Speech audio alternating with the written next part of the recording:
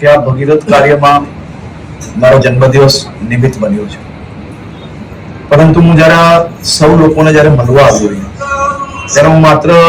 મારા રાજ્યના સૌ નાગરિકોને એક જ અપીલ કરી છે કે આ સ્વામી વિવેકાનંદ મિત્ર મંદિરમાં આવો, જોવો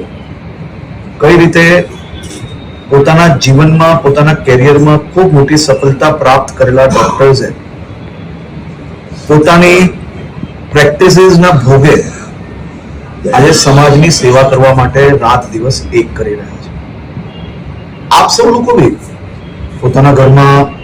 કોઈ સારો પ્રસંગ હોય, જન્મદિવસ હોય, માતા પિતા દાદા દાદીની તિથિઓ હોય,